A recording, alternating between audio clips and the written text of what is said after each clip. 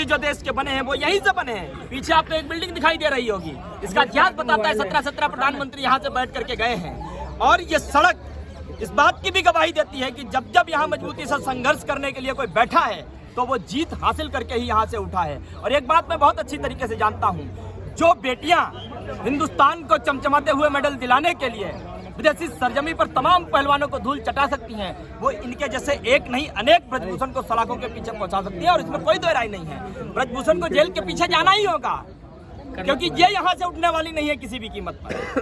Karnataka election के दौरान जो है हमारे देश के प्रधानमंत्री द केरला स्टोरी मूवी को प्रमोट कर रहे हैं, उनको देखने के लिए बात कर रहे हैं, जिसमें दिखाया गया है कि करीब 32,000 नॉन मुस्लिम लड़कियों को जो कन्वर्ट करने का ऐसा मामला सामने है। देखिए, पहली बात तो उसकी कोई सच्चाई नहीं, लेकिन फिर भी मैं स्वागत करता हूँ। आप बनाइए द केरला स्टोरी को प्रमोट करिए, लेकिन द हरियाणा स्टोरी भी तो बनाइए जरा, द ब्रजभूषण स्टोरी भी तो बनाइए जरा, द गोंडा स्टोरी भी तो बनाइए जरा, द गुजरात स्टोरी भी तो बनाइए, 40,000 महिलाएं कैसे गायब हुई। थोड़ा द मध्य प्रदेश स्टोरी भी तो बनाइए, एक बाबा के आश्रम में 40 महिलाएं गायब हो जाती है और आप कोई एक्शन नहीं लेते हो, क्योंकि तुम्हारे टूल किट की तरह एजेंडे में काम कर रहा है वो। क्या मजाक लगा रखा है आपने साहब। एक डॉक्यूमेंट्री बीबीसी ने बनाई थी, गुजरात के ऊपर आधारित थी, उसको बैन कर दिया आपने क्योंकि वो आपके खिलाफ थी। जो आपके खिलाफ जाएगा उसे आप बैन कर दोगे, और जो आपके एजेंडे पे काम करे, आपको जिससे वोट मिले, जिससे आपकी कुर्सी पर बैठने के वो जो क्या लगाया जाता है नीचे फेविकोल और मजबूत कर दे आपकी कुर्सी को, वो सब आप लागू कर दोगे देश में।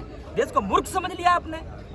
आशाराम पे जिस तरह के आरोप लगे थे, वही आरोप जो है श्री भूषण जी पे लगा है, ब्रिजभूषण जी पे भी लगा है। देखिए, तो क्या फर्क लग रहा है दोनों में? देखिए, एक भूषण को बचाने के लिए इस देश के लिए तमाम आभूषण लाने वाली बेटियों को सड़कों पर 19-19 दिन बैठना पड़ रहा है। ये देश के लिए शर्म की बात है। पहली बात, हमारी बेटियों ने एलिगेशन तो आज लगाए, उस व्यक्ति का आपराधिक रिकॉर्ड तो 2000 पहले से लिस्ट में दिखता है। 85 से ज्यादा FIR जिस पे हो और 30 से ज्यादा संगीन धाराओं पे मुकदमे जिस पे दर्ज हो, 302 की गवाही खुद जो लाइव टीवी पर लल्लन टाप के शो पे बैठ कर देता हो, जिसपे गुंडा एक्ट लगी हो, गैंगस्टर एक्ट लगी हो, टाडा एक्ट लगा हो, टेररिस्ट एक्टिविटी के मामले में जो तिहाड़ जेल में रह करके आया हो, वो समाज सेवी तो नहीं हो सकता। लेकिन वो तो पुलिस डरती है क्या?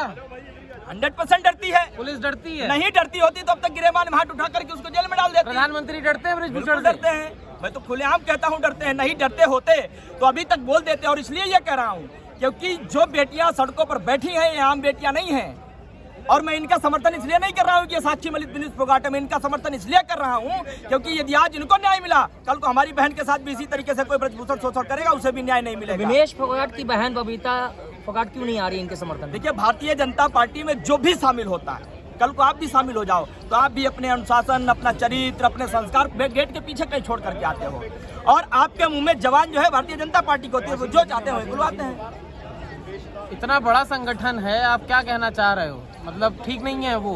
हिंदुस्तान से बड़ा कोई संगठन नहीं होता। और एक बात और बता दूं, मैं 3 दिन से एक चर्चा सुन रहा हूं, तमाम सेना, तमाम दल जंतर मंतर को घेरने की बात कर रहे हैं। अरे भाई साहब, उस आरोपी के पक्ष में कोई एक छोटी मोटी सेना होगी, कोई छोटा मोटा दल होगा, इन बेटियों के पक्ष में पूरा हिंदुस्तान है। और हिंदुस्तान से बड़ा कोई दल और संगठन नहीं होता। सरकार भी हिंदुस्तान से बड़ी नहीं होती है। ट्रैक्टर का है, 2 गुना ट्रैक्टर है, पैसा बहुत है, वो तो संख्या भी बहुत है। वो तो हमने दिखाया।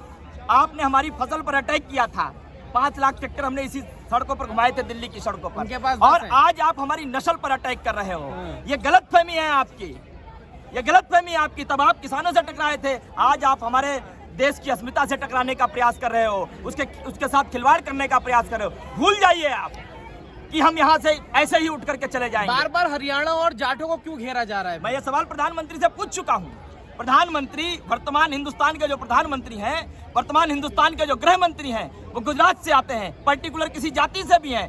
क्या पूरा देश ये बात माने कि आप पर्टिकुलर जाति के प्रधानमंत्री गृह मंत्री हो, किसी एक प्रदेश के गृह मंत्री राज्य मंत्री हो? ये बेटियां तब तक हरियाणा की थी, तब तक किसी घर की थी, जब तक ये पसीना बहा रही थी। लेकिन जिस दिन भारत का प्रतिनिधित्व करने के लिए विदेशी सरजमी पर ये भारत को रिप्रेजेंट कर रही थी, तमाम पहलवानों को धूल चटा करके हिंदुस्तान के लिए मेडल जीत रही थी, उस दिन ये देश की धरोहर बन चुकी थी। आज देश का हर घर का माँ बाप ये पूछ रहा है कि विश्व विख्यात, विश्व चैंपियन इन बेटियों का यदि न्याय मिला तो कल को हमारी बेटियों के साथ कोई शोषण करेगा, उन्हें न्याय कौन देगा?